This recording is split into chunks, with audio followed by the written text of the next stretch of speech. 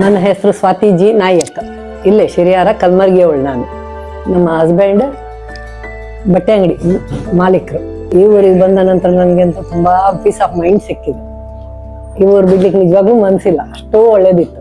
ಇದು ಈಗ ನಗರ ಭಜನೆ ಅಂತ ಸ್ಟಾರ್ಟ್ ಆದ್ದು. ಈಗ ನಮ್ಮ ಮಾವನ ಅಪ್ಪನ ಕಾಲದಲ್ಲಿ ಮೊದಲು ದೇವಸ್ಥಾನ ಎಲ್ಲ ಇರ್ಲಿಲ್ಲ, ಮನೆಯಲ್ಲೇ ಒಂದು ದೇವರ ಫೋಟೋ ಇಟ್ಟು ರಾಮನ ಫೋಟೋ ಇಟ್ಟು ಭಜನೆ ಮಾಡ್ತಿದ್ದಂತೆ.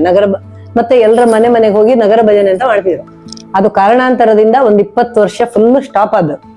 ಈಗ ಪುನಃ 1995ರಲ್ಲಿ ಸ್ಟಾರ್ಟ್ ಆಗಿ ಈಗ ಮನೆಯಲ್ಲಿ ಅಲ್ಲಿ ನಮ್ಮ ಹಿರಿಯರ ಮನೆಯಲ್ಲಿ ಫೋಟೋ ಇಟ್ಟು ಪೂಜೆ ಮಾಡ್ತಿದ್ರು. ಕಡೆಗೆ ನಮ್ಮ ಮಾವನ ತಮ್ಮ ಡಾಕ್ಟರ್ ಪಾಂಡುರಂಗ ನಾಯ್ಕ್ ಅಂತೇಳಿ, ಅವರ ಪಾಲಿಗೆ ಅವರ ಪಿತ್ರಾರ್ಜಿತ ಆಸ್ತಿಯಲ್ಲಿ ಬಂದ ಜಾಗ ಇದ್ದಿತ್ತು. ಅವರು ರಾಮ ಮಂದಿರ ಕಟ್ಟುದಾದ್ರೆ ನಾನು ಜಾಗ ಫ್ರೀ ಕೊಡ್ತೇನೆ ನಿಮ್ಗೆ ಅಂತ ಹೇಳಿದ್ರು. ಆದ್ರೆ ಆ ಜಾಗದಲ್ಲಿ ಒಬ್ರು ಬಿಡಾರ ಇದ್ದಿದ್ರು, ಆಗ ಒಕ್ಕಲುತನ ಅಂತ ಹೇಳ್ತಾರಲ್ಲ ಆ ತರ ಆಗಿ ಅವರು ಎಷ್ಟು ಹೇಳಿದ್ರು ದೇವಸ್ಥಾನಕ್ಕೆ ಜಾಗ ಬಿಟ್ಟು ಹೇಳಿ ಅಂದ್ರು, ದುಡ್ಡು ಕೊಡ್ತೇನೆ ಅಂದ್ರು ಹೇಳಲಿಕ್ಕೆ ರೆಡಿ ಇರ್ಲಿಲ್ಲ. ಮತ್ತೆ ಎಂತ ಮಾಡುದಂದ್ರೆ ಕೋರ್ಟಿಗೆ ಹಾಕಿದೆ.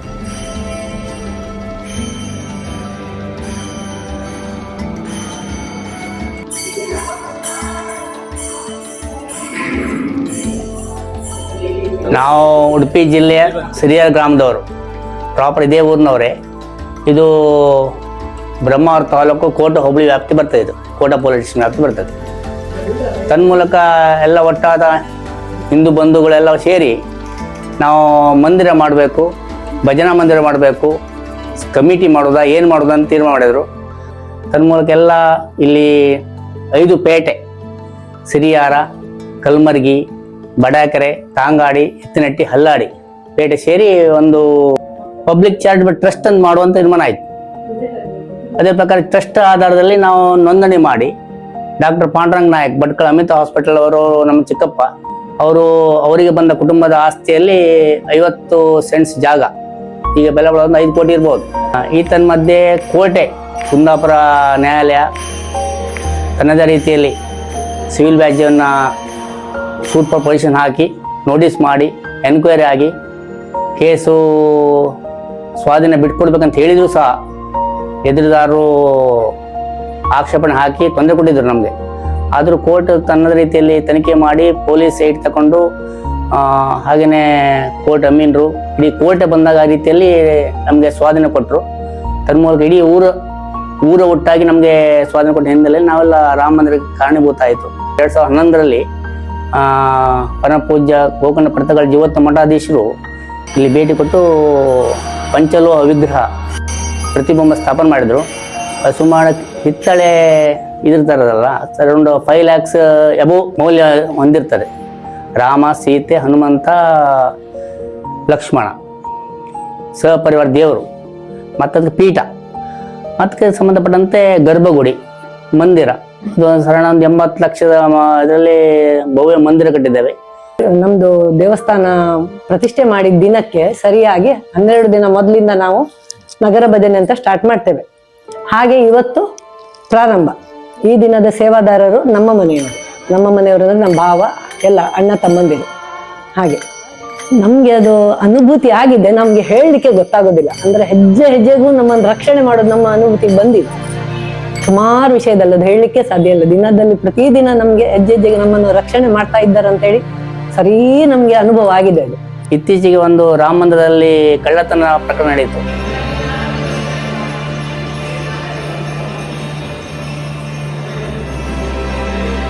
Located 30 kilometers from the land of temples Udupi lies a quaint little village called Shiriyara. This village consists of devoted, pious people and have always lived really simple lives. But on the morning of March 13th, their lives were about to be changed forever. ದಿನ ಗರ್ಭಗುಡಿ ಬೆಳಿಗ್ಗೆ ಒಬ್ಬ ಹುಡುಗ ಬಂದು clean ಮಾಡಿ ಎಲ್ಲ ಹೋಗ್ತಾನೆ. ಅವನು ಬರುವಾಗ ಬಾಗಿಲು ತೆಗೆದು ನೋಡುವಾಗ ಮೂರ್ತಿ ಇರ್ಲಿಲ್ಲ. ಅವನು ಹೆದ್ರಿ ಓಡಿ ಬಂದ ಕಡೆಗೆ ನಾವೆಲ್ಲ ಒಟ್ಟಾಗಿ ಎಂತ ಮಾಡುದು ಅಂತ ಆಯ್ತು. ಅವರು ಫ್ರಂಟ್ ಡೋರ್ ಓಪನ್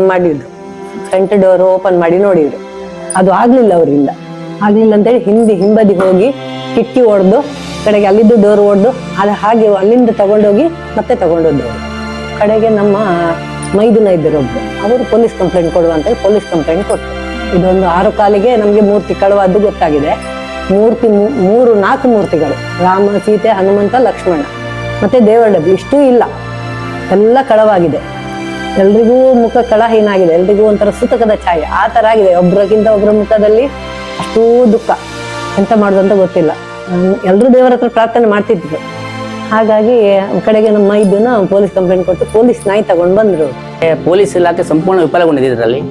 ಆದ್ರೆ ಒಂದು ಡಾಗ್ ಅನ್ನು ಹೇಳ್ತಿರಲ್ಲ, ಪೊಲೀಸ್ ನಾಯಿ, ಅದು ತನ್ನ ಸ್ಮೆಲ್ ಹುಡ್ಕೊಂಡು ಸಿರಿಯಾರ ಗಂಗೆ ಹತ್ತಿರ ಹೋಗಿ ಸ್ವಲ್ಪ ವಾಕೇಬಲ್ ಅಲ್ಲಿ ನಮ್ಮ ಮೂರ್ತಿ ಮತ್ತೆ ಇದು ಡಬ್ಬಿ, ಕಾಣಿಕೆ ಡಬ್ಬಿ ಎಲ್ಲ ಅಲ್ಲೇ ಇದ್ದಿತ್ತು, ಎಲ್ಲ ಸಿಕ್ಕಿತ್ತು.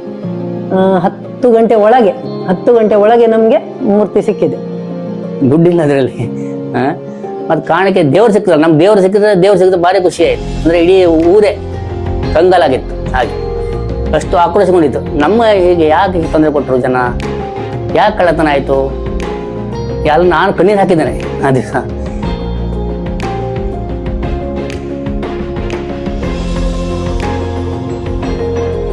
ನನ್ನ ಮನ್ಸಲ್ಲಿ ಗ್ಯಾರಂಟಿ ನನ್ನ ರಾಮ ಬರ್ತಾನಂತ ನಂಗೆ ಧೈರ್ಯ ಇದ್ದಿತ್ತು. ನಮ್ಮನ್ನು ರಾಮ ಬಿಟ್ಟು, ನಾನು ರಾಮನ ಹತ್ರ ಹೇಳಿದಷ್ಟೇ, ನೋಡು ಇನ್ನು ನಾಡ್ದು ರಾಮನವಮಿ ಬರ್ತದೆ, ಯಾರಿಗೆ ಪೂಜೆ ಮಾಡೋದು ನಾವು? ನೀನು ಇಲ್ದಿದ್ರೆ ಯಾರಿಗೆ ಪೂಜೆ ಮಾಡೋದು? ನೀನು ಬೇಕು, ನಿಂಗೆ ನಾವು ಬೇಕಾದ್ರೆ ಬರ್ಬೇಕು ನೀನು ಹೇಳಿದ, ಅಷ್ಟೇ ಹೇಳಿದ್ ನಾನು. ಮತ್ತೆ ಎಂತದು ಹೇಳಿಕ್ ಹೋಗ್ಲಿಲ್ಲ, ಅಷ್ಟೇ ಹೇಳಿ ಬಂದ. ಅಂದ್ರೆ ದಿಗ್ಭ್ರಮ. ನಮ್ಗೆ ಏನ್ ಮಾಡೋದು, ನಾವು ವಕೀಲರಾಗಿ ನಾವು ಬೇರೆ ಕಷ್ಟ ನೋಡ್ತೇವೆ, ನಮ್ದೇ ಕಷ್ಟ ಬಂದಾಗ ಭಾರಿ ಕಷ್ಟ. ಕಾನೂನು ಮತ್ತು ನ್ಯಾಯಾಲಯಕ್ಕೆ ಸಂಬಂಧಪಟ್ಟಂತೆ ನಾವು ಏನು ಕ್ರಮ ತಗೊಳ್ತೇವೆ, ಆದ್ರೂ ಕಷ್ಟ ಆಗ್ತದೆ ಕೆಲಸ. ನಮ್ಗೆ ಕಣ್ಣೀರು ಬರ್ತದೆ, ಏನ್ ಮಾಡೋದು ತೋಚದೇ ಇರ್ತದೆ ಕೆಲಸ. ಆದ್ರೆ ನಮ್ಗೆ ಎಲ್ಲರ ದಯ, ಎಲ್ಲ ಅನುಗ್ರಹ, ಸ್ವಾಮೀಜಿಯರ ಅನುಗ್ರಹ ಉಂಟಲ್ಲ, ಮತ್ತೆ ರಾಮನ ಮಹಿಮೆ ಅಪಾರ, ಅದು ಹೇಳಿಕ್ಕೆ ಆಗುದಿಲ್ಲ. ಅದು ಇನ್ ವರ್ಡ್ಸ್ ಅಲ್ಲಿ ಬಿಡುದಿಲ್ಲ ಹೇಳಲಿಕ್ಕೆ. ಅಲ್ಲ, ಬಹುಶಃ ನಮ್ಮ ಅಂದಾಜು ಅಂತಂದ್ರೆ ಅವರು ನೀರಲ್ಲಿ ಹಾಕಿ ಹೋದ್ರಲ್ಲ, ಎಲ್ಲಿಯೋ ಬೆಳಗಾಯ್ತು ಅವರಿಗೆ, ಎಲ್ರಿಗೂ ತಗೊಂಡವ್ರು ಈಗ ಸಿಕ್ಕಿ ಬೀಳ್ತಾವಂತ ಗೊತ್ತಾಗಿ ಬಹುಶಃ ರಾತ್ರಿ ತಗೊಂಡು ಹೋಗುವಂತವ್ರು ನೀರಿಗೆ ಹಾಕಿ ಹೋದ್ದೇನೋ, ಎಲ್ಲರೂ ನಮ್ಮ ಥಿಂಕಿಂಗ್ ಹಾಗೆ. ಇಡೀ ಊರು ಒಟ್ಟಾಗಿದೆ. ಬೆಳಿಗ್ಗೆ 6 ಆಯ್ತಲ್ಲ, 6:15 ಗೊತ್ತಾಯ್ತು ನಮಗೆ. 4 ಗಂಟೆ ಮಧ್ಯ ಹುಡುಕಿಸುವ ಮೊದಲು ನಾವು 100 ಜನ ಎಲ್ಲೆಲ್ಲಿ ಸ್ಪ್ರೆಡ್ ಆಗಿದೆ. ಮೊಬೈಲ್ ಉಂಟಲ್ಲ, ಈಗ ಕಮ್ಯುನಿಕೇಶನ್ ವೆರಿ ಈಸಿ. ನಾವು ಎಲ್ಲೇ ಇರಲಿ, ಅಬ್ರಾಡ್ ಇದ್ರೂ ಗೊತ್ತಿರುತ್ತೆ ಹಾಗೆ. ಆದ್ರಿಂದ ಎಲ್ಲ ಒಟ್ಟಾಗಿ ಎಲ್ಲ ಸಹಕಾರ ಕೊಟ್ಟರು. ನಾವು ಯಾವ ರೀತಿ ಕ್ರಮ ತಗೊಳ್ಬಹುದು ಏನು ಅಂತ. ನಮ್ಮ ದೇವ್ರು ಸಿಕ್ಕರು ಸಾಕಷ್ಟೇ ಅಂತ. ಕಡೆ ದೇವ್ರು ಸಿಕ್ಕರು ಅದೇ ಖುಷಿ ನಮಗೆ. ಕಡೆ ಕಳ್ಳತನದ ಆರೋಪಿ ಪತ್ತೆಯಾಗಿ ನಾವು ಸಹಕಾರ ಕೊಟ್ಟಿದ್ದೇವೆ ಪೊಲೀಸ್ ಇಲಾಖೆಗೆ. ಆದ್ರೆ ಪೊಲೀಸ್ ಇಲಾಖೆ ವಿಫಲಗೊಂಡಿದೆ ಇದ್ರಲ್ಲಿ ಬೇಜಾರುಂಟು ನನಗೆ. ಯಾಕಂದ್ರೆ ಪೊಲೀಸ್ನವ್ರು ತಮ್ಮದೇ ಕರ್ತವ್ಯ ನಿರ್ವಹಿಸುವುದಿಲ್ಲ ರೀ. ಅದೇ ಬೇಜಾರು ನಮಗೆ. ಕರ್ನಾಟಕ ಸರ್ಕಾರ ಪೊಲೀಸ್ ಇಲಾಖೆ ಮೇಲೆ ಬೇಜಾರುಂಟು. ಓಪನ್ ಹೇಳ್ತೇನೆ ನಾನು ಇದ್ರ ಬಗ್ಗೆ. ಯಾಕಂದ್ರೆ ತನಿಖೆ ಆಗ್ಬೇಕಲ್ಲ, ಅದು ಯಾರು ತಗೊಳೋದು, ಇನ್ನೂ ಸಸ್ಪೆನ್ಸ್. ಯಾರು ಉತ್ತರ ಕೇಳೋದು ನಾವು? ಸಮಾಜ ಉತ್ತರಳಿ ಆಗುತ್ತೆ ನಮಗೆ. ತನಿಖೆ ಆಗುದಿಲ್ಲ, ಬೀರು ಪಡ ಕ್ಲೋಸ್ ಮಾಡ್ತಾರೆ ಅಷ್ಟೇ. ಇದು ಮಾರ್ಲಿಕ್ಕೆ ಇರ್ಬೋದು, ಯಾಕಂದ್ರೆ ಈಗ ಹಣಕ್ಕೆಲ್ಲ ತಗೊಂಡೋಗೋದು ಎಂತ, ಮತ್ತೆ ಅವ್ರ ಹಣಕ್ಕಲ್ವಾ, ಮತ್ತೆ ಅದು ಪಂಚಲೋಹದಲ್ಲ, ಒಳ್ಳೆ ವ್ಯಾಲ್ಯೂ ಉಂಟು, ಮಾರ್ಲಿಕ್ಕೆ ತಗೊಂಡೋಗೋದವ್ರು. ಗ್ರಾಮಾಭಿವೃದ್ಧಿ ನಮ್ಮ ಕನಸು. ನಾವು ಉಡುಪಿಯಲ್ಲಿ ಪ್ರಾಕ್ಟೀಸ್ ಮಾಡದಿದ್ರು ಹಳ್ಳಿಯಲ್ಲೇ ವಾತಾವರಣದ ಹಳ್ಳಿಯಲ್ಲೇ ಇದ್ದು ಮನೆ ಮಾಡಿ ಇದ್ದದ ಕಾರಣ ಗ್ರಾಮಾಭಿವೃದ್ಧಿ ನಮ್ಮ ಕನಸು, ಯಾರ್ದಾರ್ದು ಕನಸಲ್ಲ. ನಾವು ಊರ್ಲಿದ್ದಾಗ ಮಾತ್ರ ಇಲ್ಲಿ ಡೆವಲಪ್ ಮಾಡ್ಲಿಕ್ಕೆ ಸಾಧ್ಯತೆ ಉಂಟು. ನಮ್ಮ ಸ್ವಂತ ಅನುಭವ ಇದು. ನಮ್ಮ ಬೇರೆ ಆಫರ್ ಇತ್ತು, ಆದ್ರೆ ನಾವು ಎಲ್ಲೂ ಹೋಗಿಲ್ಲ. ಯಾಕೆ? ರಾಮ ಮಂದಿರ ಜೊತೆಗೆ ನಾವು ಬೆಳಿಬೇಕು, ಊರು ಬೆಳಿಬೇಕು, ಊರಿಗೆ ಅಭಿವೃದ್ಧಿ ಆಗ್ಬೇಕು. ಆವಾಗ ನಾವು ಅಭಿವೃದ್ಧಿಯೇ ನಮ್ಮ ಕನಸು. ನಮ್ಮಲ್ಲಿ ಮೆಕ್ಕೆಕಟ್ಟೆ ಅಂತ ಹೇಳಿ ಉಂಟು, ನಂದಿಕೇಶ್ವರ ದೇವಸ್ಥಾನ. ಅಲ್ಲಿ ತುಂಬಾ ಕಾಣಿಕೆ ಬಲ. ಅದು ಮಾರಿ ಪೂಜೆ ಅಂತ ಉಂಟು. ಮಾರಿ ಇಳಿಸೋದು ಹತ್ತದಂತೆಲ್ಲ ಇತ್ತು. ಮಾರಿ ಪೂಜೆ ಟೈಮಲ್ಲಿ ಮನೆಯಿಂದ ಯಾರು ಹೊರಗೆ ಹೋಗ್ಲೂಬಾರ್ದು, ಯಾರ ಮನೆಗೆ ಹೋದ್ರು ಉಳ್ಕೊಳ್ಬಾರ್ದು, ವಾಪಸ್ ಮನೆಗೆ ಬರ್ಬೇಕು. ಹಾಗೆ ನಮ್ದು ಕಳವಾದ ದಿನ ಮಾರಿ ಪೂಜೆ. ಹಾಗಾಗಿ ನಮ್ಮ ರಾಮನಿಗೆ ನಾವು ಮಾತ್ರ ಹೊರಗೆ ಹೋಗೋದಲ್ಲ, ನಮ್ಮ ರಾಮನಿಗೂ ಹೊರಗೆ ಹೋಗ್ಲಿಕ್ಕೆ ಬಿಡ್ಲಿಲ್ಲ ನಮ್ಮ ನಂದಿಕೇಶ್ವರ. ಹೌದು, ಹಾಗೆ.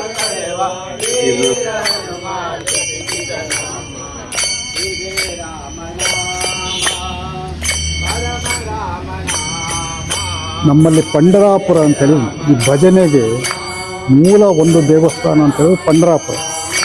ಅಲ್ಲಿ 24 ಗಂಟೆ ಭಜನೆ ನಡೀತಾ ಇರ್ತದಂತೆ. ಯಾವತ್ತು ಭಜನೆ ನಡೆಯುವುದಿಲ್ಲ ಆವತ್ತು ಅಲ್ಲಿ ದೇವರಿಲ್ಲ ಅಂಥೇಳಿ ಅರ್ಥ. ಹರಿಶ್ಚಂದ್ರ ಘಾಟಲ್ಲಿ ಬೆಂಕಿ ನಂದಿ ಹೋಗಲಿಕ್ಕಿಲ್ಲ, ಹನುಮಾನ್ ಘಾಟ ಹತ್ರ ಕೆಳಗೆ.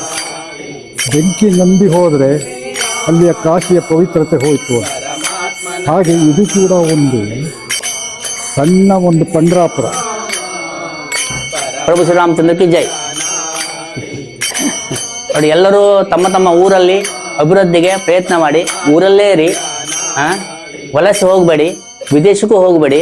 ಹೋಗೋ ಅಗತ್ಯ ಇದ್ದು ಮಾತ್ರ ಹೋಗಿ, ಹೋಗಲೇಬೇಡಿ ಅಂತ ಹೇಳೋದಿಲ್ಲ ನಾನು. ಸತ್ಯ ನೋಡಿದ್ರ ಆಯ್ತಲ್ಲ. ಪರಮಾತ್ಮನ ಧ್ಯಾನ ಪರಮಾತ್ಮನ ಧ್ಯಾನ